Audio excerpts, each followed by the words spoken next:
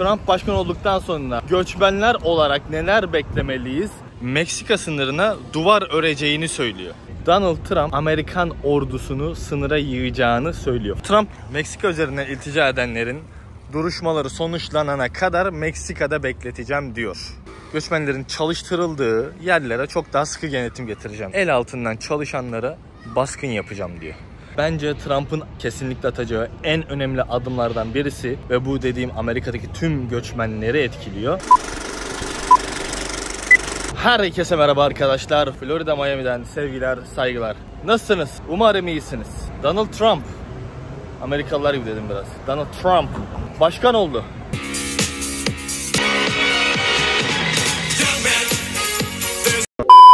Bekliyor muyduk? Amerika'da yaşayan insan olarak bekliyorduk. Peki, herkesin hakkında bir soru. Acaba Trump'ın Amerika'da yaşayan Türklere, göçmenlere nasıl bir faydası, nasıl bir zararı olacak? Bildiğimiz üzere Trump çok göçmen yanlısı bir insan değil. Daha önce 2016-2020 yıllarında başkanken neler yaptığını gördük. Ben de bu videomda size Trump başkan olduktan sonra göçmenler olarak neler beklemeliyiz? Bunlardan bahsedeceğim. Bu konuyu ikiye bölerek konuşacağım. Birinci kategorimiz Amerika'ya Meksika üzerinden girmiş olanlar. İkincisi ise Amerika'ya yasal şekilde giriş yapmış olanlar. Dostlar, bu videoyu çekmeden önce tabii ki internetten bir sürü araştırma yaptım. Göçmenlik hukukuyla uğraşan insanların videolarını izledim. Amerika'da ilk Trump dönemini tecrübe etmiş birisi olarak video çekmek istedim. Bu anlatacağım konular sadece benim görüşlerimdir. Ben bir avukat değilim. Ben bir danışman değilim. Son zamanlardaki olay insanların Meksika üzerinden kaçak şekilde Amerika'ya girmesi. Devamında sığınmacı talebinde bulunması. Donald Trump'ın geçen seçimde de vaadiydi, bu seçimde de vaadi. Meksika sınırına duvar öreceğini söylüyor. Diyor ki bir duvar öreceğim ki kimse giremeyecek. Hatta Amerikalılar da build that wall, hani o artık duvarı inşa et şeklinde Trump'a tezahürat yapıyorlardı. Fakat Trump başkanlık yaptığı dönemde bu duvarı düzgün bir şekilde inşa etmedi. Etmedi veya edemedi. Bu vaadini yeniden dile getiriyor. Fakat benim kendi görüşüm, bu konuda herhangi bir şekilde duvar mı var örmeyecek. Hatta internette yazana göre yaklaşık bir 100 kilometre kadar duvar örmüş. Hani 4 sene başkanlık yaptığı süre boyunca bu kadar örmüş. Donald Trump Amerikan ordusunu sınıra yığacağını söylüyor. Fakat Meksika-Amerika sınırının uzunluğunu düşününce bu bence çok da yapılabilecek bir plan değil. Belki metre başı adam koymanız lazım ki bu plan bir başarılı olsun. O yüzden ben bunun da çok gerçekleşeceğini düşünmüyorum. YouTube'da izlediğiniz diğer avukatlardan belki tam tersi düşünceler duyabilirsiniz ama unutmayın. Avukatlar bu uğraşıdan para kazanıyorlar. Gelelim 3. maddesine. Donald Trump diyor ki sen kendi ülkenden kalkıp geliyorsun. 3. bir ülke üzerinden geçip bana iltica ediyorsun. Türk vatandaşlarını düşünürsek adamlar şu anda Dubai'ye gidiyor. Dubai'den Brezilya, Brezilya'dan ne bileyim bütün 5-10 tane ülkeyi geçip sonunda Meksika üzerinden Amerika'ya iltica ediyorlar.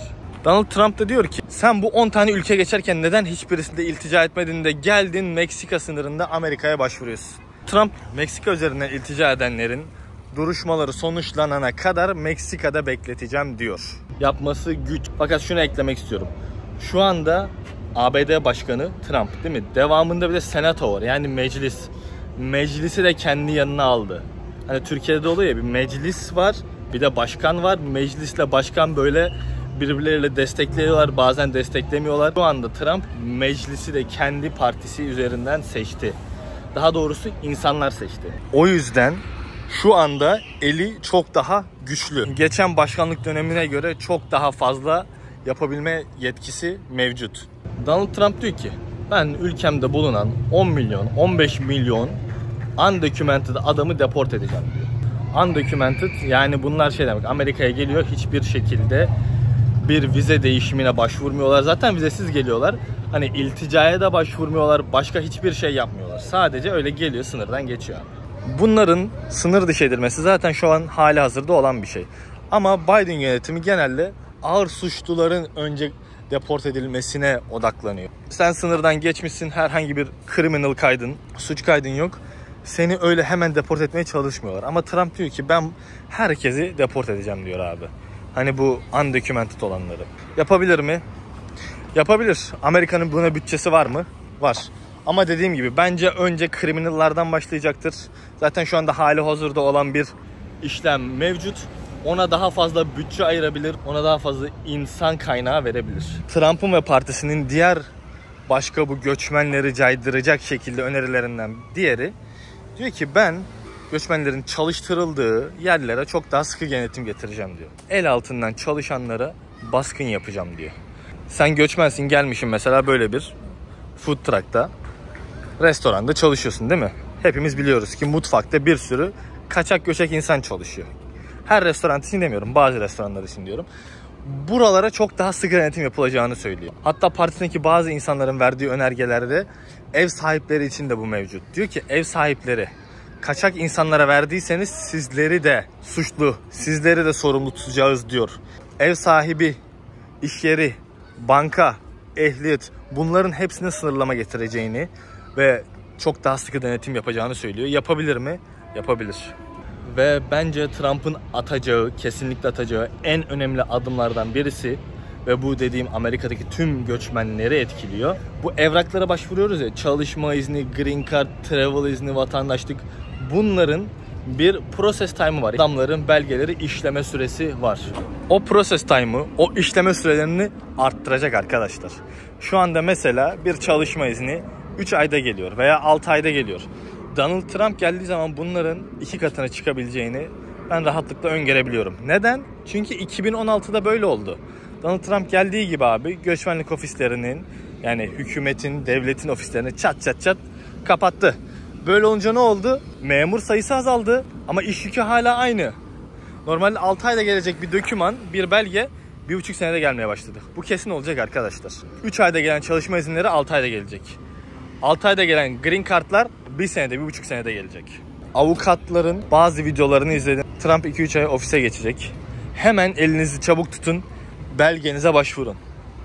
Ben bunun çok da doğru olduğunu düşünmüyorum. Bakın bu sadece benim kendi fikrimdir arkadaşlar. Çünkü sen zaten o belgeye başvurmak istesen, hani bugün o avukatlık ofisini arasan, avukatlık ofisine belgelerini gönderdin. Onlar belgelerini kontrol ettiler ve göçmenlik ofisine gönderdiler. Zaten bu süreç 2-3 hafta sürecek. Christmas, yılbaşı derken zaten Donald Trump şu anda ofise geçmiş gibi düşünebilirsiniz. Sizin şu anda başvurmanızla 2 ay sonra başvurunuz arasında çok da bir fark olmayabilir. Hani şu anda başvurdum, Trump gelmeden hemen belgeme bakacaklar falan. Bakmayacaklar arkadaşlar. Açık ve net söyleyeyim, belgenize bakmayacaklar. Sizin belgeniz Donald Trump geldikten sonra memurlar tarafından açılacak. Zaten dediğim gibi sene bitti. Christmas var, yani Noel var, yılbaşı var. Sonrası zaten Donald Trump gelecek. Avukatlık ofisleri bundan bahsediyorlar. Hemen başvurun diye. Ben buna katılmıyorum. Zaten sen çalışma izni alabiliyorduysan, green card alabiliyorduysan veya vatandaş olacaktıysan şimdiye kadar neden başvurmadın? Bu arada dostlar, herhangi bir yasal işleme başvururken ben kesinlikle avukat tutmanızı öneriyorum. İsim vermiyorum şunu tut bunu tut diye. Ama bir avukat tutmalısın. İster Türk olur, ister yabancı olur, Latin olur, fark etmez. Çünkü senin İngilizcen ne kadar iyi olursa olsun sen avukatlık terimlerini bilmiyorsun. Nereye belgeni göndereceğini bilmiyorsun. Ama avukatların da şöyle bir tarafı var. Mesela belge ücreti $1000. Avukat senden o belge için $3000 istiyor. Kendisine $2000 alıyor, $1000 da belge ücreti diye sana yazıyor. Şimdi gelelim yasal şekilde Amerika'ya gelmiş, girmiş ve kalmış olan insanlara. Donald Trump nasıl bir öpücük konduracak? Eğer bir belgeye başvuracaksanız bekleme sürelerinizi 2 katına çıkarmanızı şimdiden öneriyorum. Çalışma iznine başvuracaksın. Seyahat iznine başvuracaksın. Vatandaşlığın gelmiş, onun için göçmenlik ofisine başvuracaksın. 3 ayda, 6 ayda gelen kağıtlar 1 senede, 1,5 senede gelmeye başlayacak arkadaşlar. Maalesef. Göçmenlik kağıt ücretleri dedim ya, bunların hepsi kesinlikle artacak. Zaten hali hazırda çok pahalı. Ve bu ücretler arttığı için arkadaşlar avukatlık ücretleri de artacaktır. Göçmenlere verilen faydalar vardır. Mesela buraya yatırımcı vizesiyle gelirseniz eşinize çalışma izni çıkıyor. Evlisiniz, eşinize gittiniz abi, şöyle bir bakkal dükkanı açtınız. Bunu özellikle kadınların üzerine, eşlerin üzerine yapıyorlar ki erkeğe çalışma izni gitsin. Yatırımcının üstünde çalışma izni yok ama onun eşine çalışma izni verilen böyle bir göçmenlik kuralı mevcut. Mesela Trump bunu kaldırmaya çalışacaktır. Benim kendi görüşüm. Veya bunları daha da kısıtlayacaktır arkadaşlar. Amerika'da doğan her insan için vatandaşlık veriliyor. Zaten bu bayağıdır konuşulan, bayağıdır tartışılan bir konu. Donald Trump bunu kaldırmak istediğini açık ve net söyledi. Şu anda zaten dünyada bunun turizmi dönüyor arkadaşlar. 4-5 aylık hamile kadınlar Amerika'ya geliyorlar abi. Amerika'ya gelmişken doğum yapmış oluyorlar. Gerçekten böyle bir sektör var. Bunun için böyle araba ayarlayan, otel ayarlayan, doğum yapacağın hastaneyi sana bulan insanlar var. Trump bunu bitirebilir mi? Bitirmeye çalışacaktır. Amerika yasaların ülkesi, sırf başkan dediği için ben bitiriyorum kardeşim, dükkanı kapıyorum dediği için kapatmak mümkün olmayabilir. Trump bir şey yasaklar, devamında bir hakim, bir savcı bu yasağa itiraz edebilir ki edecekler. Donald Trump Green Card çekilişlerini kaldırmaya çalışacaktır. Bu konudan da neredeyse eminim. Çünkü adam zaten şu anda olan düzeni sevmiyor. İnsanlara Green Card, Amerika'da oturum izni vermek istemiyor. Neden hali hazırda beleşten Green Card dağıtılan sisteme salça olmasın? 2016 yılında Donald Trump Muslim ban, yani Müslüman ülkelerin girişini yasaklayan bir kural getirdi. İran, Irak, Libya, Somali, Sudan, Suriye gibi ülkeleri kapsıyordu. Hatırlayanlar vardır. İnsanlar sırf bu ülkelerin vatandaşları oldukları için kağıtları olduğu halde Amerika'ya alınmadılar. Hakimler, savcılar bu kuralın yasal olmadığını iddia ederek itiraz ettiler ve bu kural kısa sürede kaldırıldı. Trump'tan gene böyle bir atak bekliyorum arkadaşlar. Bir de bu öğrenci vizeleriyle, J1 vizeleriyle gelen arkadaşlar var. Bu vizelerin de alımı zorlaşacaktır. Neden? Çünkü J1'la gelen bir sürü insan devamında Amerika'da kalıyor. Kaldığı için, yani sonuçta Amerikalı yetkililer de bunu görüyor arkadaşlar. Bu vizelerin belki verimini azaltacaklar. Belki daha da zorlaştıracaklar. Öğrenci vizesiyle gelip 20 sene boyunca Amerika'da öğrenci şeklinde kalıp takılan insanlar var. Öğrenci abi, ne öğreniyorsun? İngilizce. Lan 20 senedir ne öğreniyorsun sen? Öğreniyorum kardeş işte. Neyse, bu şekilde insanlara da ben dokunacağını düşünüyorum. Dostlar, Donald Trump'ı beğenirseniz beğenmezseniz Amerika'nın kendi halkının çok sevdiği, büyük oy çoğunluğuyla çıkardığı bir adaydır. Ben kendisi hakkında hiçbir şekilde kötü bir şey söyleyemem. Kendisi şu anda yaşadığım ülkenin seçilmiş başkanıdır. Bizden saygı duymak düşer. Umuyorum vaat ettiği ekonomik reformları gerçekleştirir. Amerika'yı gerçekten eski o şaşalı zamanlarına çevirir.